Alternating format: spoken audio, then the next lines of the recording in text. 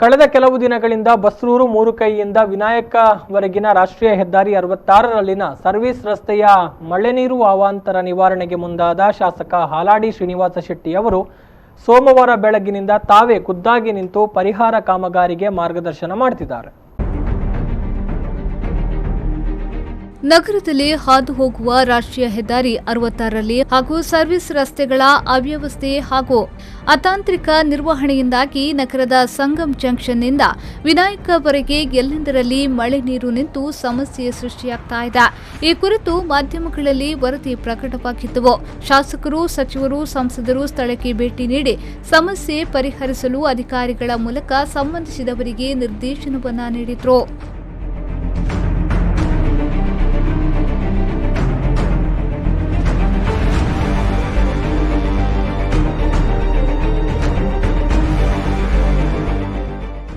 ಕೆಲ ದಿನಗಳಿಂದ ಸುರಿಯುತ್ತಿರುವ ವಿಪರೀತ ಮಳೆಯಿಂದಾಗಿ ಬಸ್ರೂರು ಮೂರುಕೈಯಿಂದ ವಿನಾಯಕವರೆಗಿನ ಸರ್ವಿಸ್ ರಸ್ತೆಯಲ್ಲಿ ನೀರು ನಿಂತು ಸಂಚಾರಕ್ಕೆ ತೊಡಕಾಗುತ್ತಿರುವುದರಿಂದಾಗಿ ಪದೇ ಪದೇ ಹೆದ್ದಾರಿ ಹಾಗೂ ಸರ್ವಿಸ್ ರಸ್ತೆಯಲ್ಲೇ ಕಿಲೋಮೀಟರ್ ದೂರದವರೆಗೆ ವಾಹನ ಜಾಮ್ ಆಗ್ತಾ ಇತ್ತು.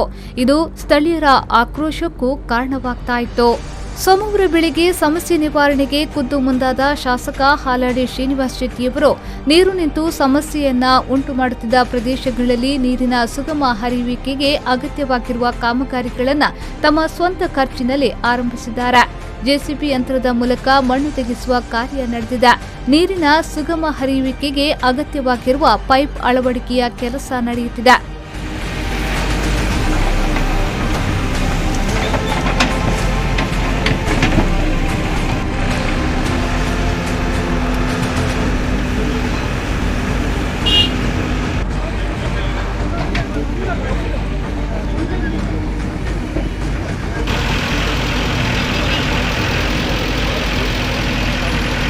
ಕಾಮಗಾರಿ ನಡೆಯುತ್ತಿರುವ ಸ್ಥಳದಲ್ಲಿ ಸಾಕಷ್ಟು ಹೊತ್ತು ಉಪಸ್ಥಿತರಿದ್ದ ಶಾಸಕ ಹಾಲಾಡಿ ಕಾಮಗಾರಿ ನಿರ್ವಹಣೆಗೆ ಸ್ವತಃ ಸಲಹೆ ಸೂಚನೆಯನ್ನ ನೀಡಿದರು.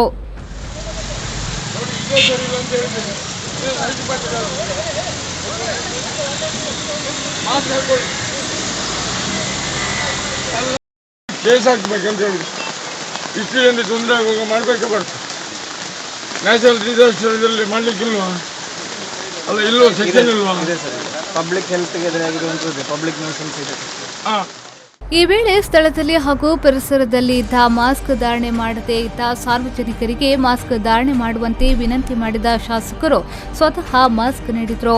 ಕುಂದಾಪುರ ಪೊಲೀಸ್ ಉಪವಿಭಾಗದ ASP Hariram Shankar, tahsildar Anandappa Nayak, circle inspector Gopikrishna, SI Harish Nayak, ಪುರಸಭೆ ಮುಖ್ಯಾಧಿಕಾರಿ ಗೋಪಾಲಕೃಷ್ಣ ಶೆಟ್ಟಿ, ಸ್ಥಳೀಯ ಪ್ರಮುಖರಾದ ಮಂಜು ಬಿಲ್ಲವ, ಸದಾನಂದ ಬಳ್ಕೂರು, ಅವಿನಾಶ್ ಉಳತ್ತೂರು, ದಿವಾಕರ್ ಪೂಜಾರಿ ಕಡ್ಗಿಮನೆ, ಸುನಿಲ್ ಶೆಟ್ಟಿ ಹೆರಿಕುದ್ರು, ಹರೀಶ್ ಹಂಗಳೂರು ಮೊದಲಾದವರು ಹಾಜರಿದ್ದರು.